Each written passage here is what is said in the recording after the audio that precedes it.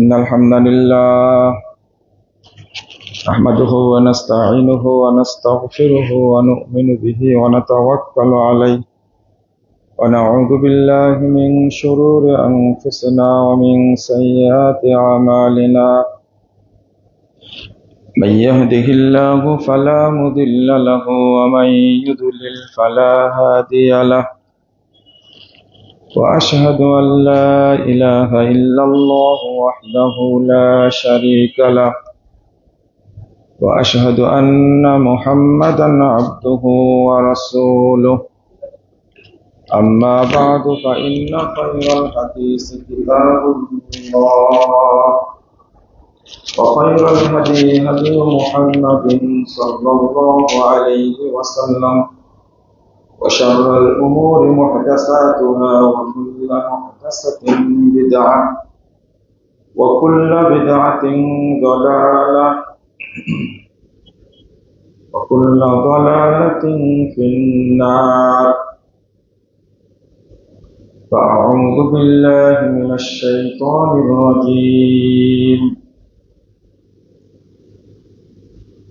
ومن آياته أن خلق لكم من أنفسكم أزواجا لتسكنوا إليها وجعل بينكم مودة ورحمة إن في ذلك لآيات لقوم يتفكرون. قال صلى الله عليه وسلم إن الدنيا كلها متاع وخير متاع الدنيا المرأة الصالحة رواه ابن ماجه بإسناد صحيح. সম্মানিত মুসল্লিবৃন্দ, পরিবারের অশান্তির কারণ এই বিষয়টি নিয়ে খুতবায় আলোচনা করব ইনশাআল্লাহ। ওয়া মা তাওফীকি ইল্লা বিল্লাহ আলাইহি তাওয়াক্কালতু ওয়া ইলাইহি উনীব। আল্লাহ রাব্বুল আলামিন যেভাবে স্বামী স্ত্রীর কথা উল্লেখ করেছেন তাতে পরিবারের অশান্তি হওয়ার কথা না। আল্লাহ বলছেন মিন আয়াতিহি আন খালাকা লাকুম মিন আনফুসিকুম আজওয়াজা। আল্লাহর যতগুলো নিদর্শন আছে তার মধ্যে একটা হলো আন খালাকা লাকুম মিন আনফুসিকুম আজওয়াজা। তোমাদের জন্য তোমাদের থেকেই জোড়া তৈরি করেছেন। লিতাসকুনু ইলাইহা, যেন তোমরা তার কাছে প্রশান্তি পাও। স্ত্রীর মধ্যে আল্লাহ যে দরদ, ভালোবাসা, প্রেম, নম্রতা দিয়েছেন, লিতাসকুনু ইলাইহা, যেন তোমরা তার কাছে প্রশান্তি পাও, শান্তি অনুভব করো। ওয়াজআলা বাইনাকুম মাওয়াদ্দাতাও ওয়া রাহমা, এবং আল্লাহ রাব্বুল আলামিন তোমাদের মধ্যে সৃষ্টি করে দিয়েছেন মাওয়াদ্দা, প্রেম, ভালোবাসা, ওয়া রাহমা, এবং দয়া। এরপরে বলছেন ইন্না ফি যালিকা লাআয়াত লিকাওমিন ইয়াতাফাক্কারুন, যারা শরীয়ত নিয়ে ভাবে, কোরআন সুন্নাহ নিয়ে ভাবে, যারা চিন্তা করে, তাদের জন্য অনেক নিদর্শন রয়েছে। এই আয়াতটা এত তাৎপর্যপূর্ণ, যদি আমরা খুলে বুঝতে চাই যদি বুঝি, এটা নিয়ে তো চিন্তা করি না। একটা মায়ের বুকে যদি এত দরদ না থাকতো, তাহলে একটা বাচ্চা 9 মাস 9.5 মাস পেটে ধারণ করে মা যে কষ্টটা করে, এরপরে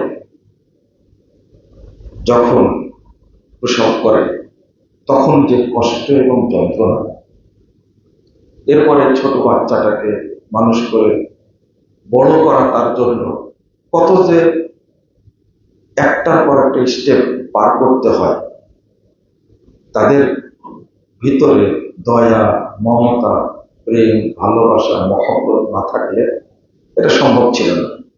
আল্লাহ রাব্বুল আলামিন এইটা পুরুষদের মধ্যে দেননি। আল্লাহ বলেছেন লিতাসকুনু ইলাইহা, তোমরা যখন তাদের কাছে যাবে তখন প্রশান্তি অনুভব করবে। আর এটাকে আল্লাহ বলছেন একটা নিদর্শন। এছাড়া যারা ভালো মহিলা, তাদের ব্যাপারে রাসূলুল্লাহ সাল্লাল্লাহু আলাইহি ওয়াসাল্লাম বেশ কয়েকটি গুণ বর্ণনা করেছেন। এই আলোচনাগুলো যখন কোনো মহিলা শুনবেন তখন খুব আনন্দিত হবে। আবার যখন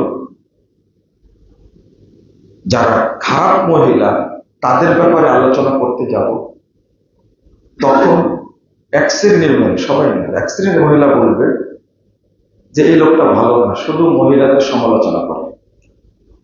আমার আলোচনাটা যারা মুসলিম, যারা দিনদার, যারা পরকাল আছে, একটা জীবন আছে, কবর, হাসর, পুলসিরাত আছে, আমার আলোচনা তাদের জন্য। যারা প্রগতিবাদী,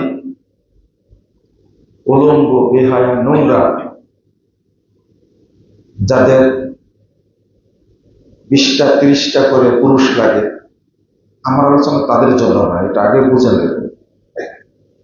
প্রগতির স্রোতে যারা গা ভাসিয়ে দেয়, বর্তমান আধুনিকতার ছোঁয়ায় যারা আমেরিকা, ব্রিটেন, ফিনল্যান্ড, কানাডা এর মতো উলঙ্গ হয়ে, ল্যাংটা হয়ে নারী পুরুষের ভেদাভেদ বলে ঘুরতে চায়, তাদের জন্যই আমার আলোচনা না। যারা ইসলামকে ভালোবাসে তাদের জন্য। এইটা আগে মাথায় রাখবেন, তাছাড়া আলোচনা শুনতে ভালো লাগবে না। কারণ আপনাদের অনেক যুক্তি আছে, আমাদেরও অনেক যুক্তি আছে, কিন্তু কোরআন এবং সুন্নাহ যুক্তির অনেক ঊর্ধ্বে। আপনার যুক্তি, ব্রেন, দর্শন, থিওরিতে অসংখ্য ভুল থাকতে পারে। সক্রেটিস একটা কথা বলে গেছে, পরে ভুল প্রমাণিত হয়েছে। নিউটন একটা কথা বলে গেছে, পরে ভুল প্রমাণিত হয়েছে। কিন্তু আল্লাহ রাব্বুল আলামিন যেটা দিয়েছেন, সেটা আজ পর্যন্ত কেউ ভুল প্রমাণ করতে পারেনি, ভবিষ্যতেও পারবে না ইনশাআল্লাহ, সম্ভব না। অর্থাৎ আপনার এই ন্যারো বোকা মানসিকতার সাথে ইসলামের কোনো সম্পর্ক নেই। যদি আপনি আমেরিকার মতো হতে চান, তাহলে 1 মিনিটে 3টা মেয়ে ধর্ষিতা হয়। আপনি ইসলামের পরিবারে না থেকে আপনি আমেরিকায় চলে যান, এবং তাদেরকে ভিসা বেশি দেয় যারা উলঙ্গ, ল্যাংটা। এটা আপনার জন্য খোলা।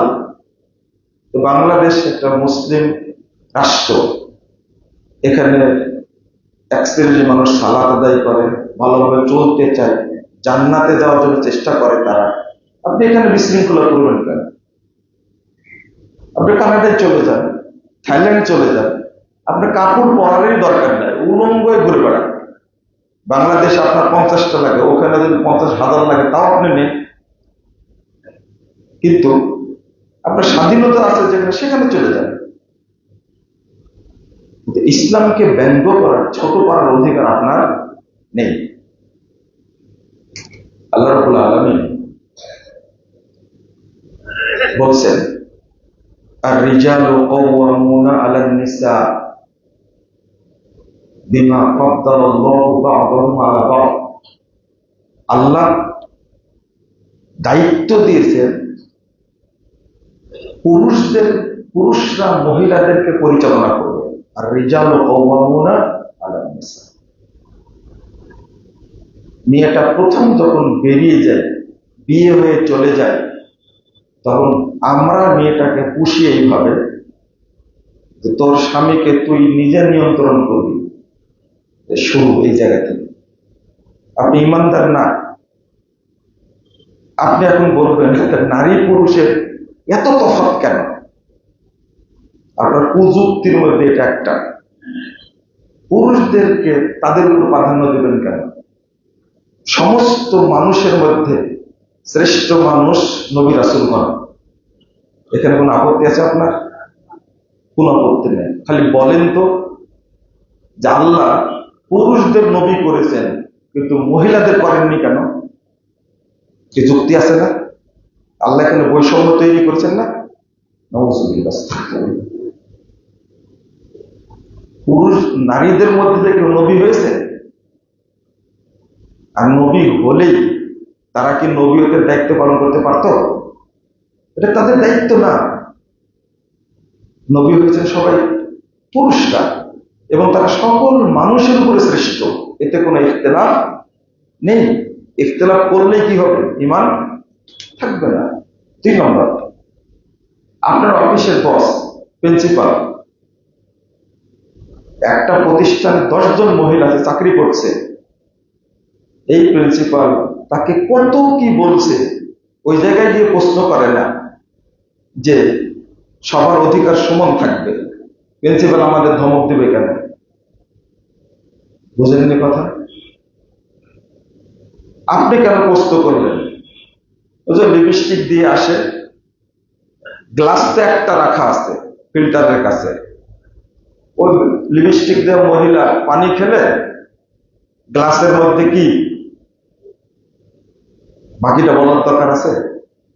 আপনি কেন প্রশ্ন করলেন যে ওই গ্লাস আমি পানি খাবো কি করে? কেন? লিপস্টিক মাত্র, আপনার রুচি হয় না কেন খেতে? খেয়াল করেন, সমতা। ওই একটা গ্লাস রাখা আছে, নারী পুরুষ উভয়ে কলেজে পানি খায়। শিক্ষকদের আপত্তি কি? শিক্ষকদের আপত্তি যে এই গ্লাসে যখন ও পানি খায় মহিলারা, পুরুষরা তো লিপস্টিক মেখে আসে না, আসে নাকি? না এখন আসে? তো মহিলারা পানি খেতে গেলে লিপস্টিকটা গ্লাসের সাথে মিশে যায়। তো পুরুষ বলছে যে আর একটা গ্লাস রাখতে হবে। তো বৈষম্য তো আপনি তৈরি করবেন। আর মহিলারা যদি বলতো আমরা যেমন পেটে বাচ্চা ধারণ করি তোমাদেরকেও ধারণ করা লাগবে, তখন কি হবে? এটা প্রথম বৈষম্য শুরু হয়েছে এই জায়গাতে, তাই না? বুঝলেন না মনে হয়, তাই না? প্রথম বৈষম্য তো শুরু হয়েছে এই জায়গা থেকে। নারীরা পেটে বাচ্চা ধারণ করে, পুরুষরা কি করে? এটা আইন করেন যে পুরুষরাও করবে, নারীরাও করবে। কিয়ামত পর্যন্ত চেষ্টা করলে একটা পুরুষের গর্ভে সন্তান ধারণ করাতে পারবেন? যদি করতে পারতো বিজ্ঞানীরা এই যে টেস্ট টিউব বেবির সিস্টেমে, তাহলে বহু পুরুষ বিয়েই করতো না। বিজ্ঞানীদেরকে বলেন, আপনাদের যারা দাদা আছে, যাদের কারো পণ্ডিত মনে করেন, ওদেরকে বলেন একটা সিস্টেম আবিষ্কার করা হোক যে পুরুষরাও বাচ্চা পেটে ধারণ করবে। দেখে কেমনে পারেন আপনি? এই বেশি হুজ্জতি করার কারণে এই কিছু সংখ্যক নাস্তিক, এবং এরা হলো মানে সবচেয়ে বড় কালপিট ক্রিমিনাল। এবার দেশের জন্য, জাতির জন্য, সমাজের জন্য, ইসলামের জন্য, সব ধর্মের জন্য এরা চরম ক্ষতিকর, ভয়াবহ। উল্টা যুক্তি দিলে তো হয় না। আপনি এক জায়গায় এসে সমতা, কোন জায়গায়? স্বামী এবং স্ত্রী। বাকি সব জায়গায় কি? সবার আন্ডারে চাকরি করতে, গার্মেন্টসে যায় কাজ করতে, সব জায়গায় রাজি। কিন্তু সমতা খুঁজে কোন জায়গায়? স্বামীর কাছে, পরিবারে। স্বামী স্ত্রীর মধ্যে এত তফাৎ থাকবে কেন? এটা আল্লাহর বিধান। 34 234 নম্বর আয়াত আল্লাহ রাব্বুল আলামিন বলছেন, স্বামী যদি কোনো মহিলার মারা যায় 4 মাস 10 দিন তাকে শোক পালন করা লাগবে। 4 মাস 10 দিন। এরপরে চাইলে বিয়ে করবে, বাড়ি থেকে বের হবে, কিন্তু সাজসজ্জা করে থাকতে পারবে না। এটা স্বামীর জন্য, এটা আল্লাহর আইন। কিন্তু স্ত্রী মারা গেলে স্বামীকে কোনো ইদ্যত পালন করতে হয় না। জান, এই যে বৈষম্য দেখা দিলাম, এটা মানতে পারবেন না, তাহলে কোনো মুসলিম পুরুষকে আপনার বিয়ে করারই দরকার নেই। বুঝেননি মনে কথাটা নাকি? এটা আল্লাহর বিধান। আপনাকে 4 মাস 10 দিন ইদ্যত পালন করতেই হবে, এটা ফরজ, মানতে আপনি বাধ্য। আমি এটা প্রগতিশীল কোনো মহিলার জন্য বলছি না। বাচ্চা মারা গেলে, কি বলে, স্বামী মারা গেলে বাচ্চাগুলো এতিম হয়, মা মারা গেলে কখনো এতিম হয় না। এটা আপনাকে বোঝা লাগবে জিনিসটা। কেন মা মারা গেলে এতিম হবে, বাপ মারা গেলে এতিম হবে? বাপ মারা গেলে বাচ্চা এতিম হয়, মা মারা গেলে এতিম হয় হয় না? আপনি এটা কিভাবে বুঝবেন, কি করে? এই বোঝার ঘেলু বা ব্রেন তো লাগবে। আর যারা সমালোচনা করে এরা অজ্ঞ, গণ্ডমূর্খ একবারে। তারা কোনো শরীয়তের কোনো কিছু ভাবে না। এই প্রতিদিন 75 থেকে 73টা পরিবার বিচ্ছিন্ন হচ্ছে। 93টা হচ্ছে, শতকরা 93টা হচ্ছে মহিলার পরামর্শে, মহিলার দাবিতে বিচ্ছিন্ন, তালাক হচ্ছে। আর 7টা হচ্ছে মাত্র পুরুষের কারণে। এই রিপোর্ট কি কারণে হচ্ছে? এটা দিন না মানার কারণে। ও মানবে না, শাসন মানবে না। একটা পুরুষের যে সম্মান বিয়ের আগে ছিল, বিয়ের পর থেকে সে সম্মান পরিবার থেকে সব হাইজাক হয়ে গেছে, উধাও হয়ে গেছে। বিয়ের পরে ওই পুরুষের কোনো সম্মান নেই। বর্তমান যুগের কথা বলছি, আপনার বাপের কথা বলিনি, আপনার দাদার কথা বলিনি, আপনার কথা বলেছি, এখনকার যুগের কথা বলছি। কোনো সম্মান করে না। মা সম্মান না দেওয়ার কারণে ছেলে মেয়েগুলো সম্মান করে না। ও পরিবারে ও একটা রোহিঙ্গা, বাস্তব রোহিঙ্গা। ওর পরিবারে কোনো দাম নেই, কারণ মা শিখে এসেছে। অর্থাৎ এখানে যদি ইসলামের বিধান পালন করত, দুর্ভাগ্য, বিয়ে করার পরে প্রথম থেকেই বলছে তোমার পরিবার টিকবে না। লোকটি বলছেন যে একজন বন্ধু বললেন, আচ্ছা এতদিন সহ্য করলি, পেটে তো বাচ্চা আসছে, তোর একটা বাচ্চা হবে, বাচ্চা হলে ঠিক হয়ে যাবে। একজন বন্ধু বললেন, ঠিক আছে। এরপরে 28 বছর চলে গেল। 28 বছর চলে গেছে, 3টা সন্তান হয়েছে, 3টা ছেলে, 2টা মেয়ে হয়েছে, কমপ্লিট। 29 বছরের মাথায় এসে আমাকে রেখে চলে গেল। বুঝলাম বন্ধুদের দিকদর্শনটা খারাপ ছিল। যদি ওই এক বন্ধুর কথা শুনতাম, ওই বন্ধু বলছিল একটা বাচ্চার জন্য তুই সারা জীবনটা নষ্ট করবে। এরপরে অনেক তফাৎ রেখে বিয়ে করার পরে বয়সের ডিফারেন্স অনেক। এই আয়াতটা উল্লেখ করে বলছেন, আল্লাহ যে বলছেন وَمِنْ آيَاتِهِ أَنْ خَلَقَ لَكُمْ مِنْ أَنْفُسِكُمْ أَزْوَاجًا لِتَسْكُنُوا إِلَيْهَا। আল্লাহ যে বললেন তাদের কাছে প্রশান্তি আছে। 29 বছর পরে এই মহিলাকে বিয়ে করার পরে, এই মেয়েটাকে বিয়ে করার পর বুঝলাম আল্লাহ রাব্বুল আলামিন মেয়েদের মধ্যে কত দরদ এবং প্রশান্তি রাখছে। তফাৎ করতে গিয়ে এখানে কোনো সাক্ষী নাই, আমার সাথে নিজেই বলছে। ডিভোর্সটা হলো কত বছর পরে? 29 বছর পরে। এবং এটা একটা আমার কাছে আসছে সরাসরি। আরো অনেক অনেক কথা হয়। আধুনিক যুগে যে সমস্ত মানুষ চাই, পরিবার চাই, কোরআন সুন্নাহ মেনে আমি কোথায় যাব? জান্নাতে যাব, ভালোভাবে দিন পালন করব, তাদের জন্য দিক নির্দেশনা দেওয়া উচিত।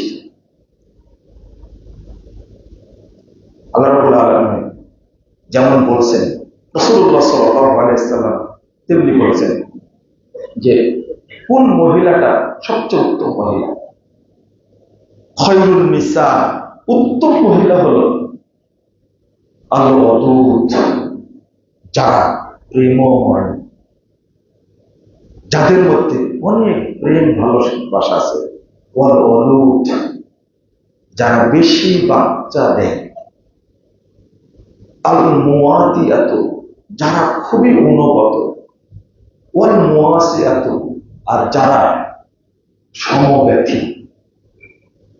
স্বামী যদি আক্রান্ত হয়, অসুস্থ হয়, সে এমন ভাবে সেবা করে যে মনে হচ্ছে যে তার মতোই তিনিও ব্যথা পেয়েছেন, কষ্ট পেয়েছেন। স্বামী কোনো কারণে বিপদগ্রস্ত হয়েছে, এমন ভাবে পাশে দাঁড়ায়।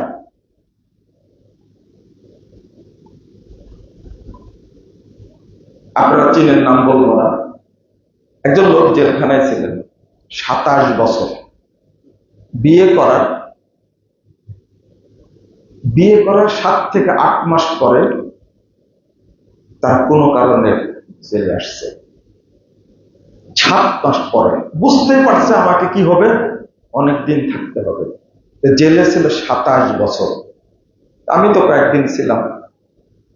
প্রতি সপ্তাহে তার ওয়াইফ দেখতে আসতেন, কথাবার্তা হতো।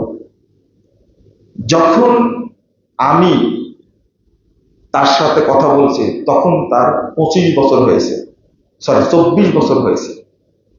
আমি আসার পরে আরো 3 বছর জেল খাটার পরে বেরিয়ে আসছে। কিন্তু ওই মহিলার কোনো বাচ্চা নাই, একাই। তবে দেখতে যেত প্রতি সপ্তাহে। আমি বললাম, আপনি কি কখনো বলেন না যে তুমি অন্যত্র বিয়ে করে নিও? কারণ আমাকে সাজা হয়ে গেছে যাবজ্জীবন, আমি তো বেরোতে পারবো না। এই মহিলা বলে যে তুমি বেঁচে আসো, আমি জানতে পারছি, আমি কেন বিয়ে করতে যাব? এই লোকটা 27 বছর জেল খাটার পরে বলছে, এই 24 বছরে একবার মাত্র আমার কাছে আসছে 10 দিন পরে, কিন্তু প্রত্যেক সপ্তাহে আমার সাথে দেখা করতে আসছে। কিছু খাবার নিয়ে আসে, কিছু তো নাই, যা আছে তাই। তো সমব্যথী কাকে বলে? এটা রোগ হয়েছে, আপনাকে রেখে চলে গেল। এই রোগ আর ভালো হবে না, বুঝতে পারছে, তখন চলে গেল। ভালো স্ত্রীর গুণাগুণ বর্ণনা করতে গিয়ে রাসূল সাল্লাল্লাহু আলাইহি ওয়াসাল্লাম বলছেন, কয়টা কথা? 4টা বললাম, তাই না?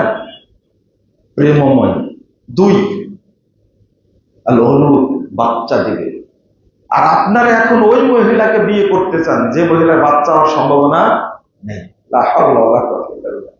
আবু দাউদের হাদিস, রাসূল সাল্লাল্লাহু আলাইহি ওয়াসাল্লামের কাছে একজন সাহাবী এসে বলছেন যে জাতু জামালিন ওয়া হাসাবিন, সম্পদশালী, দেখতে খুব সুন্দর, আমি দেখেছি, আমি তাকে বিয়ে করব, কিন্তু ওর বাচ্চা হবে না। কি হবে না? রাসূল সাল্লাল্লাহু আলাইহি ওয়াসাল্লাম বলেছেন, না, তুমি বিয়ে করো। 3 বার বলেছেন, 3 বারই বলছেন ওকে বিয়ে করা যাবে না। যে মহিলা বাচ্চা দিতে পারবে না সেই মহিলাকে বিয়ে করা যাবে না, নিষেধ করছেন, 3 বারই নিষেধ করলেন রাসূল সাল্লাল্লাহু আলাইহি ওয়াসাল্লাম।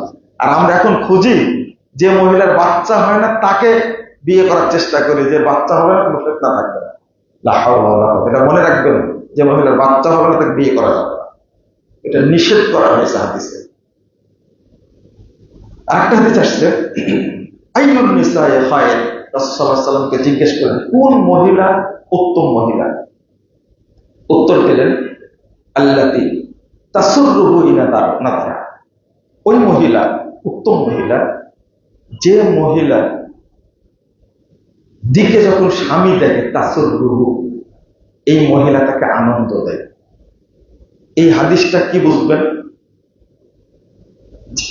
যে মহিলা যে যে স্ত্রীকে স্বামী দেখা মাত্রই আনন্দ পাবে, এই মহিলা হলো উত্তম মহিলা। তারপর তারপর হলো ততি অভু ইদা আমার, যখন স্বামী আদেশ দান করে তখনই তার আমানত করে। লা তুখালিফুহু ফি নাফসিহা ওয়া আমওয়ালিহা বিমা ইয়াকরাহ, তার নিজের ব্যাপারে, তার সম্পদের ব্যাপারে স্বামী কিছু বললে সে কখনো তার বিরোধিতা করে না, যেটা অপছন্দ করে স্বামী এমন কোনো কাজ করে না। এই মহিলাকে রাসূল সাল্লাল্লাহু আলাইহি ওয়াসাল্লাম বলছেন উত্তম মহিলা। সহিহ বুখারী তার একটা হাদিস আসছে যে আহনাহু আলা ওয়ালাদিন ফি সিগরি, যে মহিলা খায়রুন নিসা, সবচেয়ে উত্তম মহিলা যে মহিলা ছোট তার বাচ্চাকে খুব আদর করে। আমরা কি আদর করি ছোট বাচ্চাকে? আমাদের মহিলারা বাচ্চাকে দুধই দেয়। যে মহিলা তার বাচ্চাকে দুধ দেয় না, এই মহিলা কখনো আশা করতে পারে না যে বৃদ্ধা হলে আমার ছেলে আমাকে দেখাশোনা করবে, আমার মেয়ে আমাকে দেখাশোনা করবে, এটা আশা করতে পারবে না। বরং কঠিন শাস্তি আছে। ওয়া'আনাহু আলা যাওজাতিহা, রাসূল সাল্লাল্লাহু আলাইহি ওয়াসাল্লাম বলেন যে ওই মহিলা শ্রেষ্ঠ মহিলা যে মহিলা তার স্বামীর অধিকারের ব্যাপারে খুব তৎপর থাকে, তার সম্পদের তৎপর থাকে। এখন অধিকাংশ মহিলা যারা আছে স্বামীর ব্যাপারে তাদের উদাসীনতা এত বেশি, এতই বেশি, স্বামীকে তোয়াক্কাই করে না। এটা আধুনিকতার ছোঁয়া, প্রগতির ছোঁয়া। এটা এগুলো জাহান্নামী মহিলা। এখানে গুরুত্বপূর্ণ বিষয় হলো যে রাসূল সাল্লাল্লাহু আলাইহি ওয়াসাল্লাম একদিন বলেছেন যে আমাকে দুইজন লোক নিয়ে গেল, নিয়ে যাওয়ার পরে বলছে বিশাল পাহাড়ে দেখা, বলছে উঠে না। তোমরা আমি তো পারি না, আমি কেমন করবো? তখন তারা বলল ইন্নাসা মুসাইহিল্লাহ, আমরা সহজ করে চাপটা উঠেন। উঠার পরে দেখলাম স্বামী তো, আমি শুনলাম আও না, বিকট শব্দ শুনলাম, মনে হচ্ছে জাহান্নামের শব্দ। তো আমি জিজ্ঞেস করলাম এই সমস্ত লোক কারা? যা কয়েকটা স্তর আসছে, আমি শেষেরটা বলি। ফানাবি নিসাইন তানহাসু সাদিয়াহুন্না আল হায়াত, রাসূল সাল্লাল্লাহু আলাইহি ওয়াসাল্লাম বলেন এই উলঙ্গ মহিলাদের দুধ খাচ্ছে, এবার সবল মেরে মেরে বহু সাপ, বড় বড় সাপ এই মহিলাদের দুধ পান করছে। জাহান্নামে উলঙ্গ মহিলা, জাহান্নামে উলঙ্গ মহিলা তাদের দুধ খাচ্ছে। খাচ্ছে কে? আল হায়াত, সাপ দুধ খাচ্ছে। আমি জিজ্ঞেস করলাম মা ভালো হ্যাঁ উল্লেখ, আচ্ছা বলো তো এদের এই অবস্থা কেন? তখন বলছেন এরা তামনাউহুন্না আওলাদাহুন্না আলবানাহুন্না, আস্তাগফিরুল্লাহ আস্তাগফিরুল্লাহ, যে এই মহিলারা তাদের সন্তানদেরকে দুধ খাওয়া থেকে বঞ্চিত করেছে, দুধ দেয়নি। একটা মহিলার বুকে প্রায় 60 মনের মতো দুধ থাকে, কেউ বলছে 40 মন, 60 মন বা 40 মন হলো একটা, আমার মনে হয় আরো বেশি থাকে। কারণ 4 বছর একটা বাচ্চা দুধ খায়, যে বাপ দুধ কিনে দেয় সেই বুঝে কত দুধ লাগে। অনেক মায়ের দুধ পাওয়া যায় না, তো কিনতে হয়। রাসূল সাল্লাল্লাহু আলাইহি ওয়াসাল্লাম বলছেন এই যে মায়ের বুকে গচ্ছিত রক্ষিত দুধ তার সন্তানকে খাওয়ায়নি, তামনানা আওলাদাহুন্না আলবানাহুন্না, দুধ দেয়নি। এই দুধ কোথায় যায়? দুধ নষ্ট হয় না। জাহান্নামে যখন যাবে এই মহিলাদের দুধ পান করবে সাপ, যেটা খাওয়াতে বঞ্চিত করেছে। হাজারো মহিলা বর্তমানে আছে তাদের সন্তানকে দুধ দেয় না, না নাই? আছে, আপনারা জানেন। কারো চেহারা নষ্ট হয়ে যাবে, স্তন ঝুলে যাবে, কত রকমের তাদের অজুহাত। দুধ দেয় না, দুধটা সাপের জন্য রেখে দিচ্ছে, তার জাহান নামের সাপ খাবে না, লটুপুটু করে খাবে জাহান নাম। তো উত্তম মহিলা সে আহনাহু আলা ওয়ালাদিন ফি সিবাহি, যে ছোটতে তার বাচ্চাকে আদর করে মানুষ করে, এই মহিলার উত্তম মহিলা। আর স্বামী প্রতি যত্নশীল যে মহিলা, সেই মহিলা উত্তম মহিলা। রাসূলুল্লাহ সাল্লাল্লাহু আলাইহি ওয়াসাল্লাম বলেছেন, ইন্নাদ দুনিয়া কুল্লাহা মাতা ওয়া খায়রু মাতা'আদ দুনিয়া আল মারআতু সালিহা। পুরো দুনিয়াটাই হলো ভোগ্য বস্তু, তার মধ্যে শ্রেষ্ঠ সম্পদ হলো দিনদার নেককার স্ত্রী। এই হাদিসটা কোথায় রাখবেন আপনারা? আপনারা বলেন যে মহিলাদের ব্যাপারে আপনারা নেগেটিভ কথা বলবেন। মহিলাদের ব্যাপারে নেগেটিভ কথা বলবো কেন?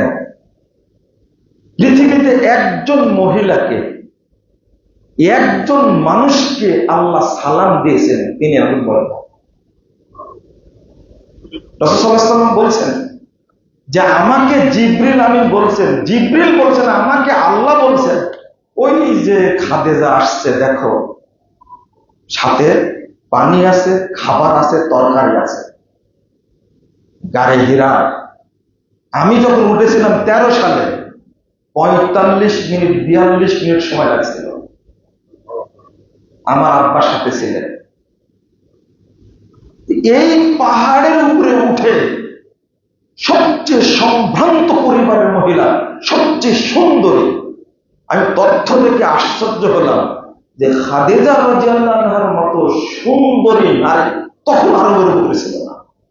এত সুন্দরী এবং সবচেয়ে সম্পদশালী, সবচেয়ে প্রভাবশালী একজন নারী, তিনি তার স্বামীর জন্য 6 মাস বাসা থেকে খাবার টেনেছেন। কখন আল্লাহ রাসূল নিজে যে নিয়ে আসতেন।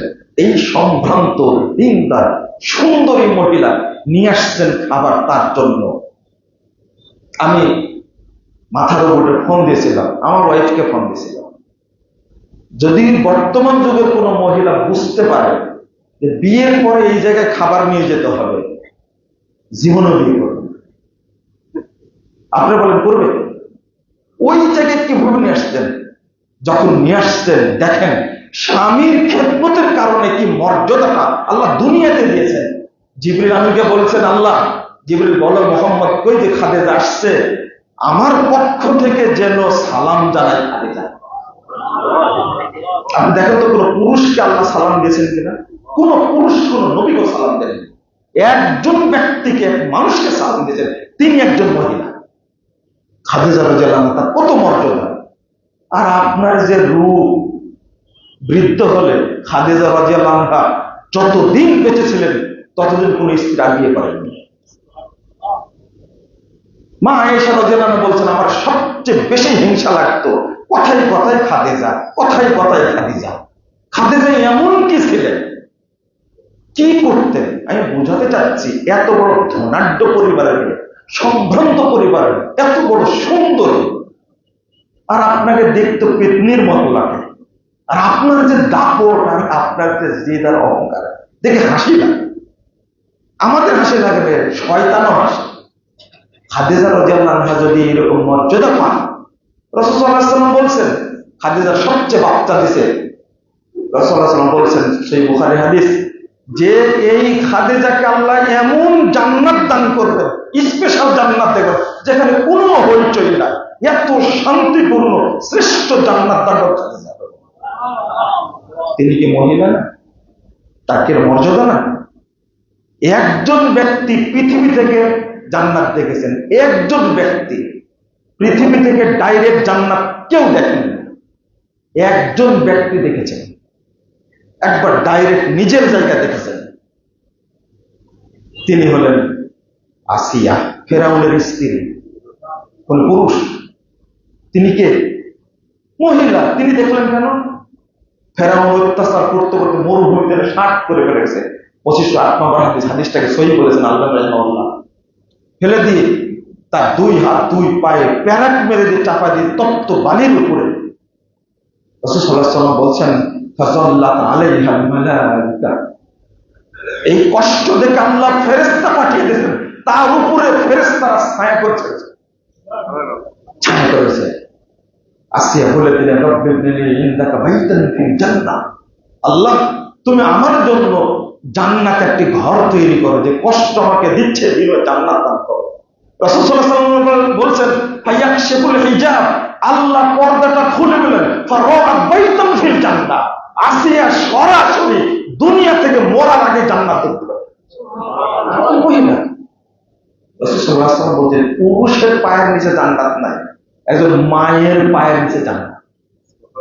এটা কি মর্যাদা না মহিলাদের?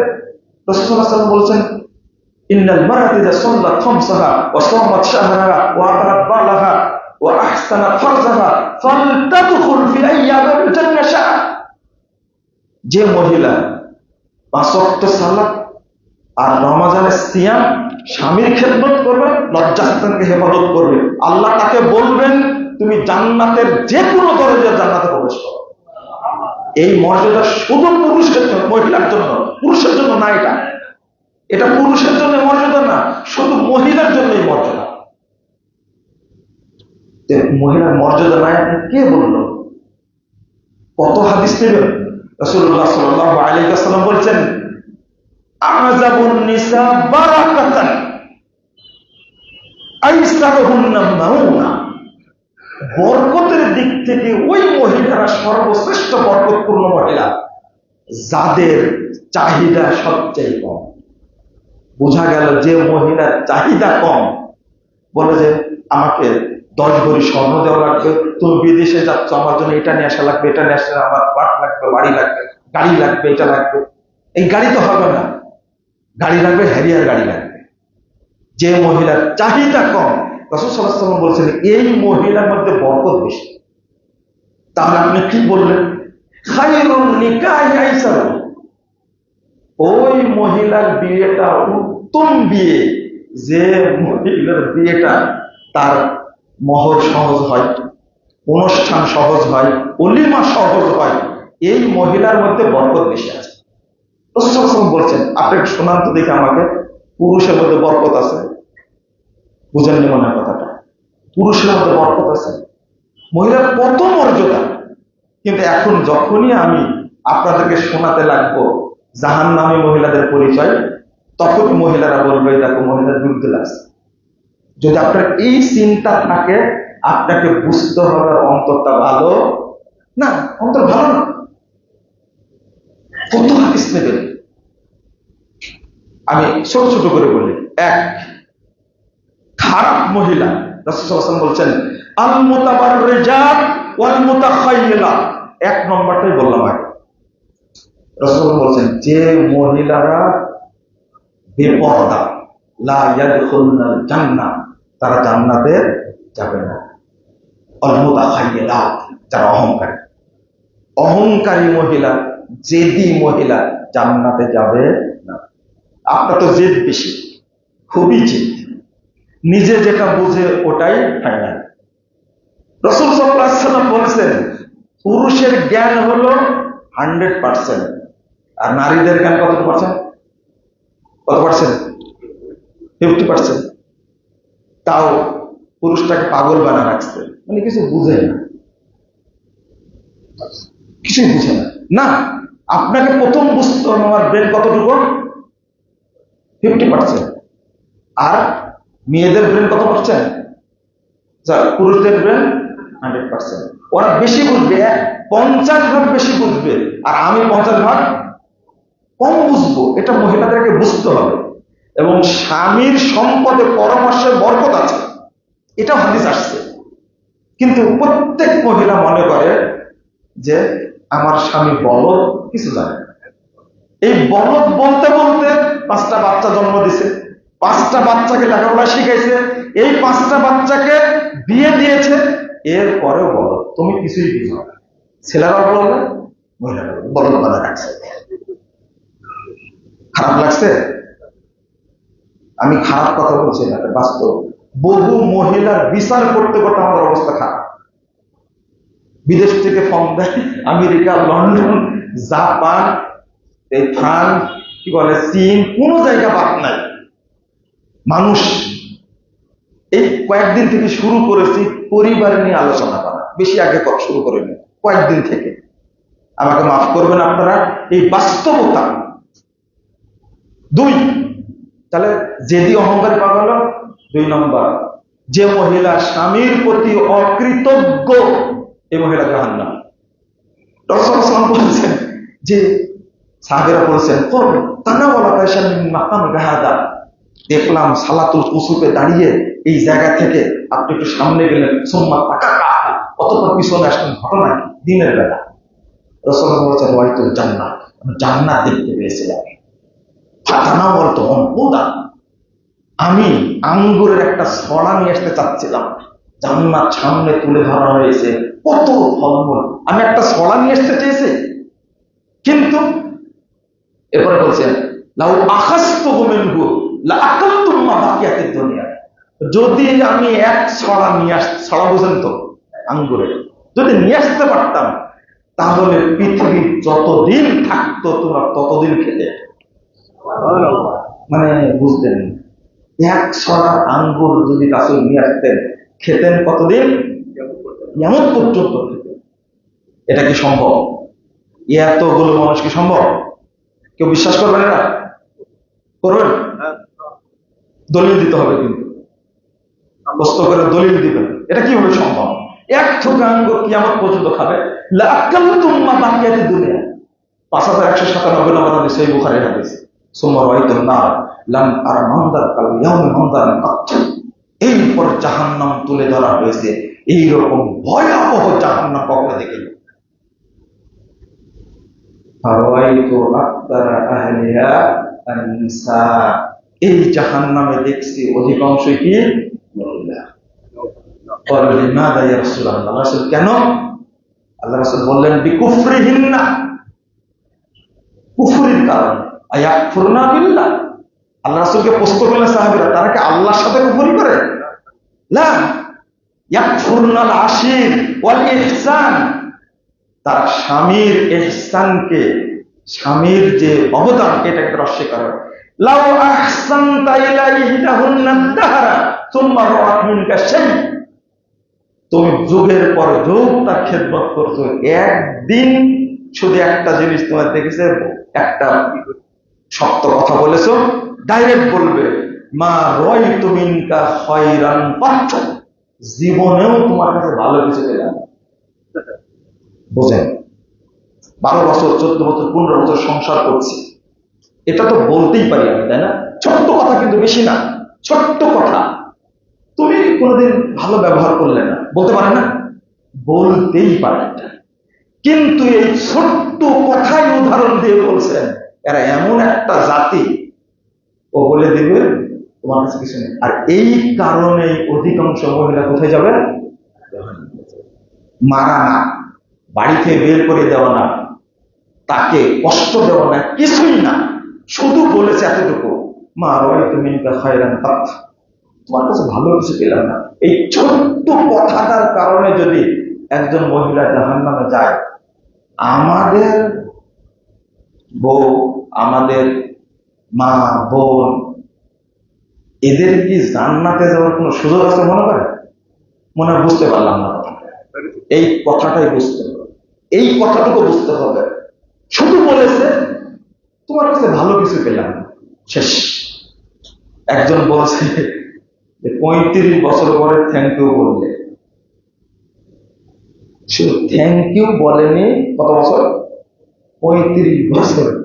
বলছে কি বলতে চায় এটা দ্বারা, তুমি এত অকৃতজ্ঞ, এত কিছু করি তোমার জন্য, তুমি থ্যাংক ইউ বললে কত বছর পরে? 35 বছর পরে। এটাও কিন্তু একটা কথা, স্বামীর জন্য এটাও কথা একটা। আর কত মহিলা 25 বছর যাবত স্বামীর কাছে থাকে না, 25 বছর যাবত কোনো কথা শুনে বলি না আমি, এটা মনে রাখবে। আমি কোনো কথা কারো শুনে বলি না, ডাইরেক্ট যখন কথোপকথন তখন আমি বলি, নকল করি। লা হাওলা ওয়ালা কুওয়াতা ইল্লা বিল্লাহ। স্বামীর প্রতি এতই বিরক্তি তাদের জন্য, আল্লাহ যেন আমাদের হেফাজত করেন। আমি যতক্ষণ আপনি যতক্ষণ শরীয়ত মেনে না চলবেন ততক্ষণ আপনি কখনো পরিবারকে শান্তি ফিরিয়ে আনতে পারবেন না। শান্তি দরকার।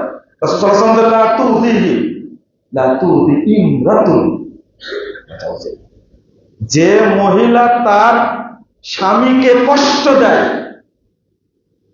এই স্বামীর হুর জান্নাত থেকে বলে আল্লাহ তোমাকে ধ্বংস করুক, ইন্নামা হুয়া ইনদিকে দাখিল, তোমার কাছে আছে কয়েকটা দিনের জন্য মাত্র, 2 দিন পর তোমার কাছে চলে আসবে, আর তুমি তাকে এত কষ্ট দাও। এটা হলো হুরদের অভিশাপ। রাসূল সাল্লাল্লাহু আলাইহি ওয়াসাল্লাম বলছেন, যে মহিলাকে ডাকলো তার স্বামী বিছানায় আসার জন্য, শুনলো না, সকাল পর্যন্ত হাজারো লক্ষ কোটি ফেরেশতা তার জন্য বদদোয়া করতেন।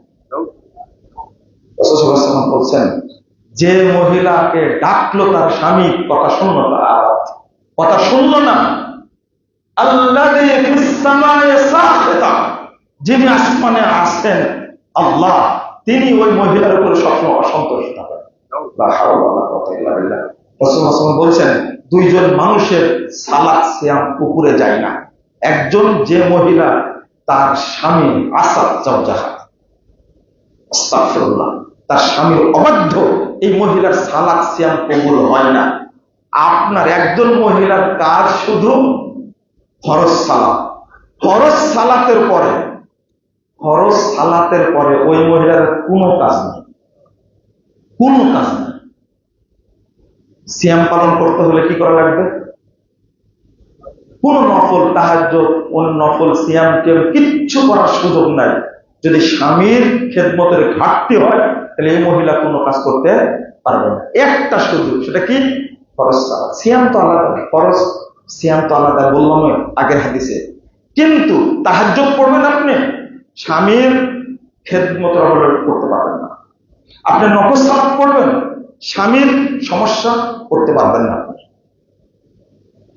অথচ যাই আমরা শেষ করি, আমরা বলবো যে আমরা পরিবারটাকে সুন্দর করব, এই জন্য চেষ্টা করব দিন মেনে চলার। আল্লাহ আমাদের তৌফিক দান করুন, আমিন।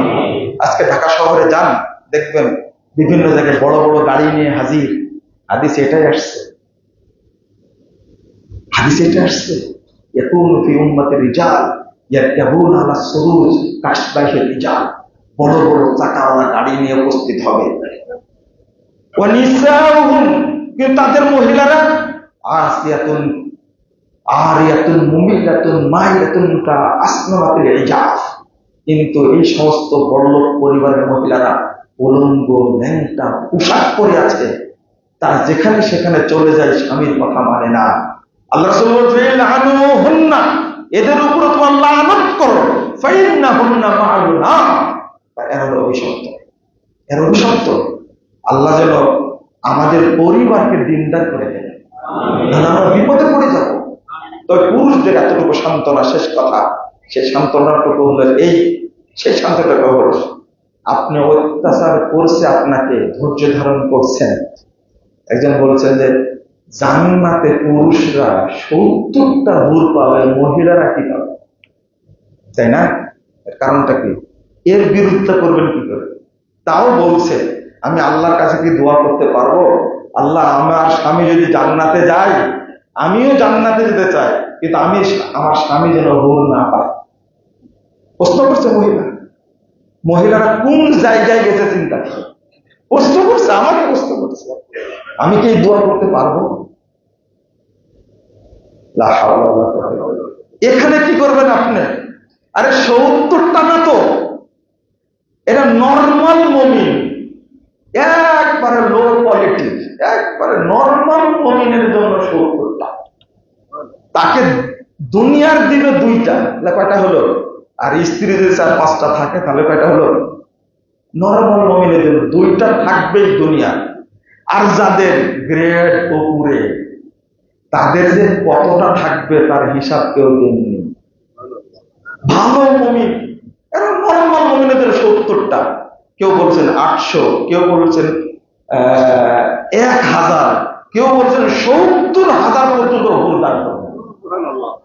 কেন কেন কেন? ওই যে অত্যাচারটা করেছে, এই বদলা আল্লাহ জান্নাতে দিয়ে দিবেন ইনশাআল্লাহ। এটাই। এখানে মহিলাদের বিরোধিতা করে কোনো লাভ নাই। শরীয়ত মানতে হবে। আল্লাহ আমাদের মানার তৌফিক দান করুন। আমিন। আল্লাহ যেন আমাদেরকে দিনদার করে দেন। আমিন। আল্লাহ যেন আমাদের পরিবারটাকে জান্নাতি পরিবার করে দেন। আমিন ইয়া রাব্বাল আলামিন। আকুলু কওলি হাযা আস্তাগফিরুল্লাহ লি ওয়া লাকুম ওয়া লিসাইরিল মুসলিমিন।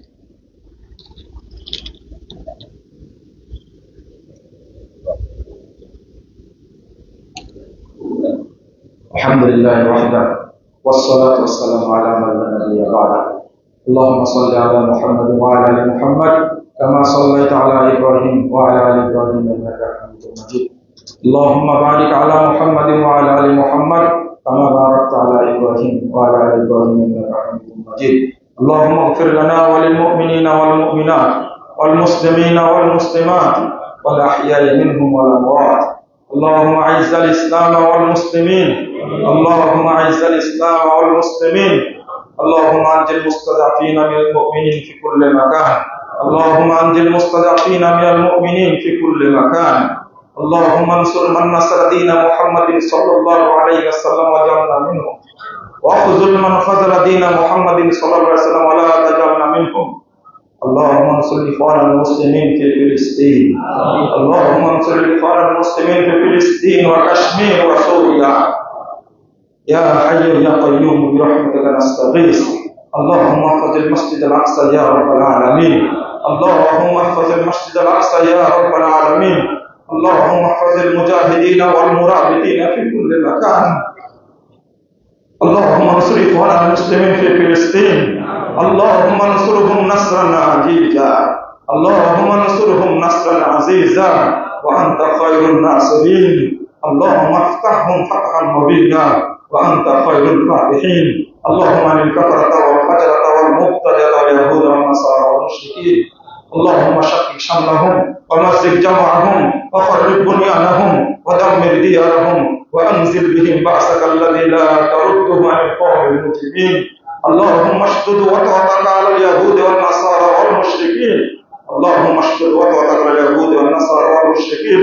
اللهم دمرهم تدميرا. اللهم دمرهم تدميرا. اللهم دمرهم تدميرا يا قوي يا عزيز.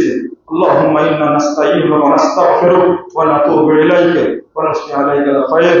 اللهم إياك نعبد ولك نصلي نرجو رحمتك ونخشى عذابك إن عذابك جد بالكافرين ملحق.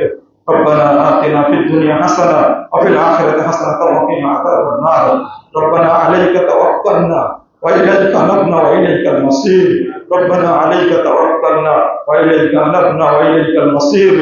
رب اجعل لنا من لدنك وليا واجعل لنا من لدنك نصيرا.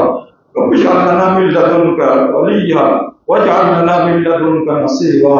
ربنا آتنا في الدنيا حسنة وفي الآخرة حسنة وقنا عذاب النار. ربنا تقبل منا إنك أنت السميع العليم. ربنا تقبل منا إنك أنت السميع العليم وتب علينا إنك أنت التواب الرحيم. وصلى الله على النبي.